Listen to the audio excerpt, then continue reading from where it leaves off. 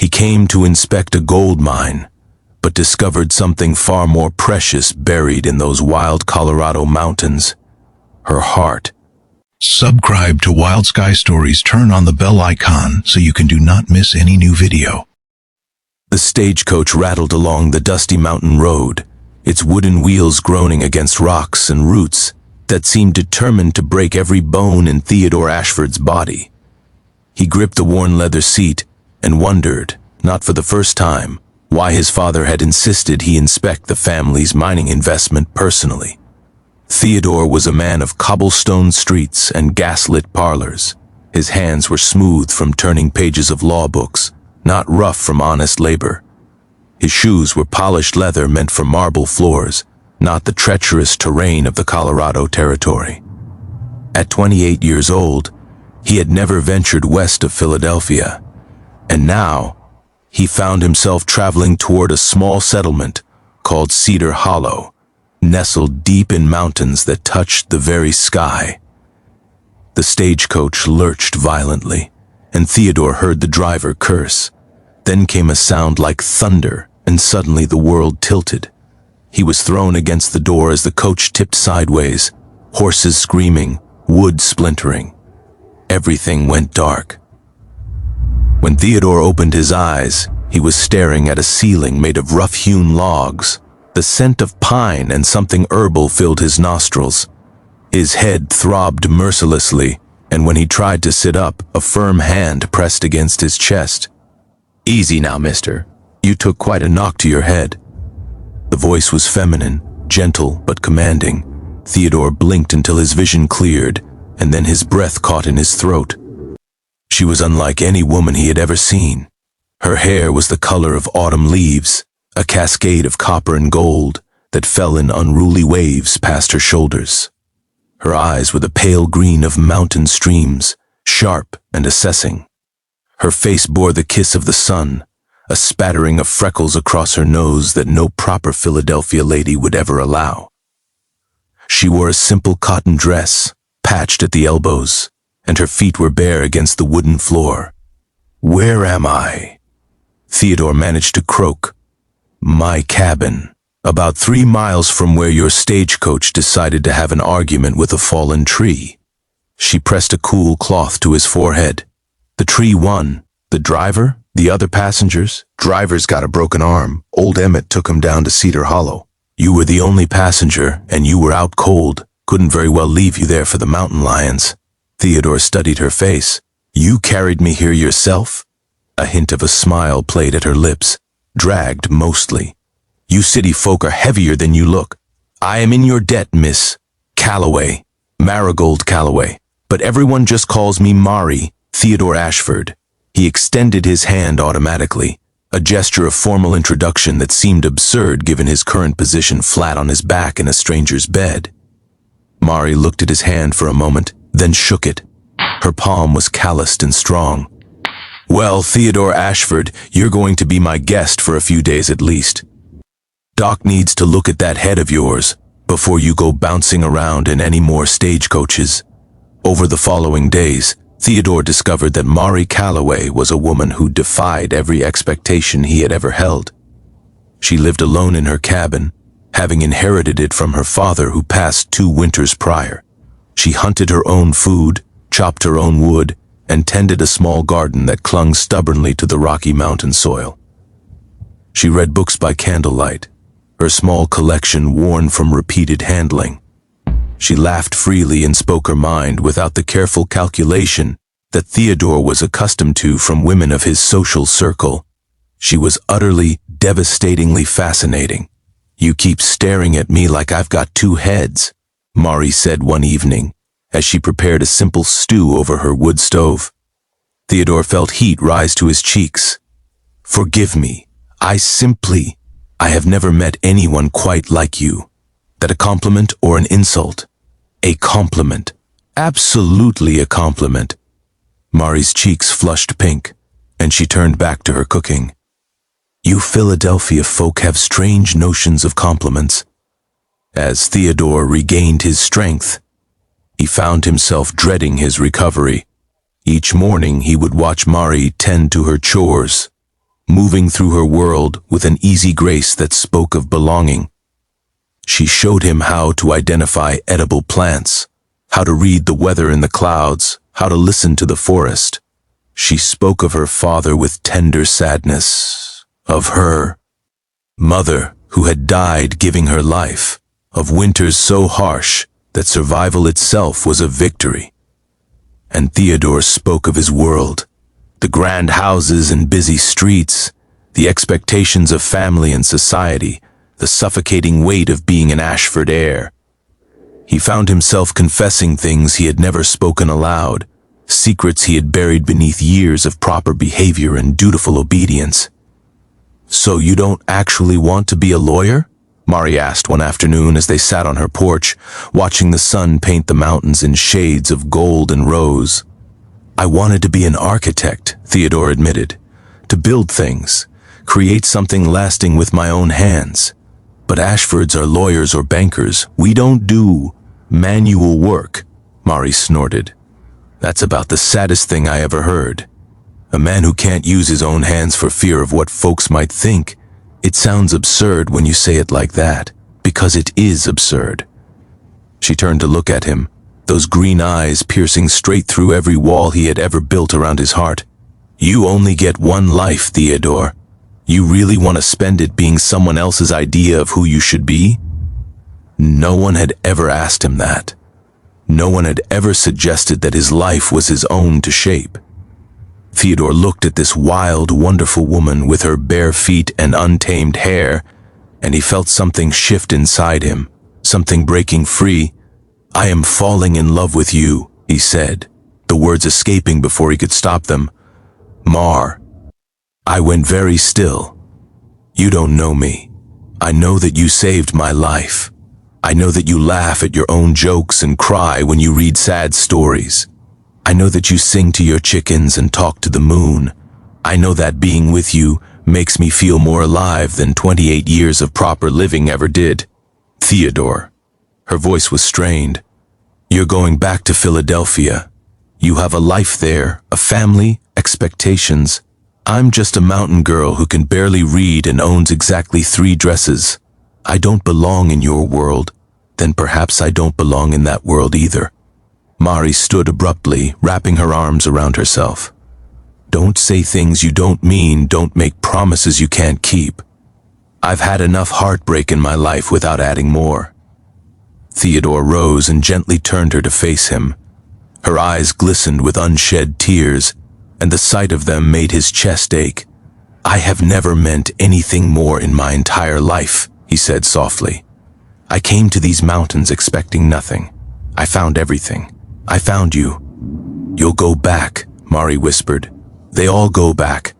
City men come through, say pretty words, then return to their pretty lives and forget about the mountain girl who was good for a story to tell at parties.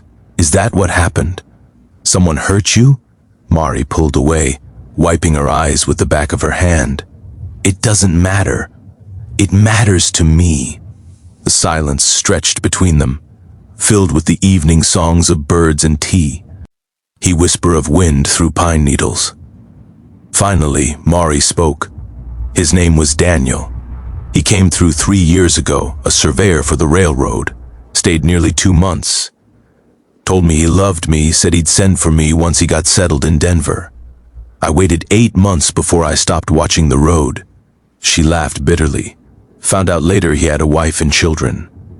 I was just a diversion. Theodore's hands clenched at his sides. I'm not him. How do I know that? How do I trust that? You've known me for 2 weeks, Theodore. 2 weeks is nothing. Then give me more time. Let me prove myself. I will stay through the summer, through the autumn if you'll have me. I will write to my father and tell him I am delayed. I will show you every day, in every way I can, that my heart is true. Mari searched his face, looking for the lie, the deception, the inevitable betrayal.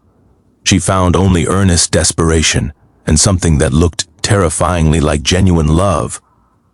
You'll hate it here come winter, she said weakly.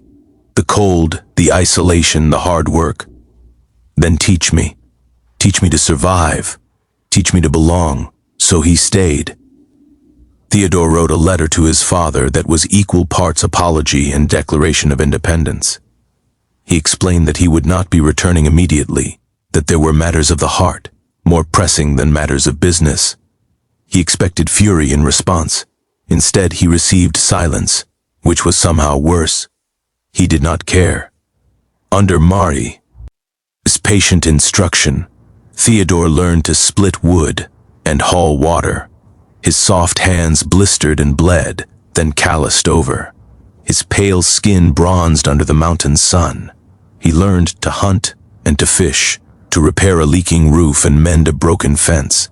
He learned to read the land the way he had once read legal documents.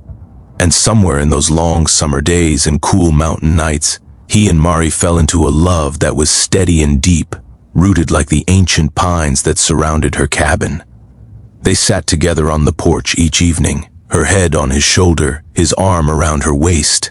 They spoke of everything and nothing, of dreams and fears, of the future they were beginning to imagine together. When he finally kissed her, standing beside the creek that ran behind her property, the world fell away entirely. "I love you," Mari said against his lips, the words torn from somewhere deep inside her. "God help me, I love you so much it terrifies me." "Don't be afraid," Theodore murmured. "I am not going anywhere." Autumn came in a blaze of color, the mountainsides exploding in reds and golds that put Philadelphia's parks to shame. Theodore had never known such beauty, had never felt so alive. When he looked in the small mirror in Mari's cabin, he barely recognized himself. His face was leaner, his eyes clearer, his bearing that of a man who had found his purpose. Then the letter came. His father was dying. The lung sickness that had plagued the family for generations had finally claimed its next victim. Theodore was needed immediately. There were matters of estate, of business, of family obligation that could not be ignored. He showed the letter to Mari with shaking hands. "You have to go," she said quietly, her face pale. "Come with me." "Theodore, no. I would be a fish out of water. Your family, your society, they would never accept a mountain girl. I would only shame you. You could never shame me. You are the best thing that has ever happened to me." He gripped her hands. "Please, Mari. I cannot face this without you. I cannot lose my father and lose you in the same breath. You won't lose me. Go, do what you must, and then come back to me. What if I get trapped there? What if they won't let me leave?" Mari cupped his face in her hands, forcing him to meet her eyes. "Then I will come for you. I will march into your fancy Philadelphia house, in my patched dress and bare feet, and I will drag you back to these mountains myself. No matter what happens, Theodore Ashford, you are mine now, and I don't let go of what's mine." He left the next morning, his heart breaking with every step down the mountain. Philadelphia was exactly as he remembered and entirely foreign. The noise, the crowds, the gray skies heavy with coal dust, all of it pressed against him like a physical weight. His family's grand house felt like a prison after the open spaces of the mountains. His father lingered for 3 weeks. Theodore sat by his bedside, holding the hand that had once seemed so powerful, watching the great William Ashford fade into shadow. They spoke of things they had never discussed before, of regrets and hopes, of the weight of legacy and the freedom of letting go. "There's a woman," Theodore confessed one night, "in Colorado. I love her." His father's eyes, clouded with pain and medication, found his face. "Is she worthy of you? I am not worthy of her, but she loves me anyway." William Ashford was silent for a long moment. Then, with great effort, he smiled. "Then you are a lucky man. Don't waste your luck the way I wasted mine. Your mother, I never told her enough, never showed her enough. Don't make my mistakes, Theodore. Love her well." "I will, father, I promise." William Ashford died 2 days later, and Theodore found himself suddenly, overwhelmingly wealthy and free. The estate, the businesses, all of it could be managed by others, sold or delegated. He kept only what mattered, only what he needed to build a new life. When he stepped off the stagecoach in Cedar Hollow, 6 weeks after he had left, he carried a bag full of architectural books and a heart full of hope. Mari was waiting on her porch, wrapped in a worn quilt against the early winter chill. She saw him coming up the path and rose slowly, as if afraid he was an apparition that might vanish. Theodore stopped before her, drinking in the sight of her beloved face. "I told you I would come back. You came back." Her voice broke on the words, "I will always come back. I will always find my way to you." He reached into his pocket and pulled out a simple gold ring, nothing like the ornate jewelry of Philadelphia society, but perfect in its simplicity. "Marigold Calloway, I want to build a life with you.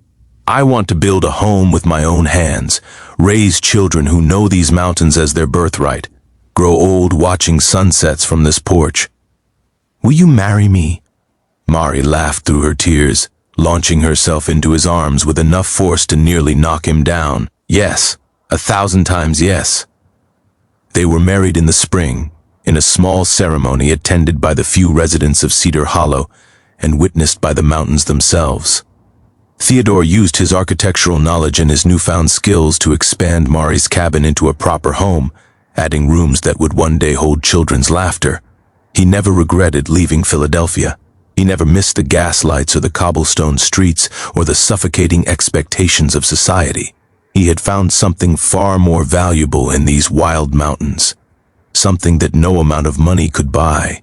He had found himself. He had found love. He had found home.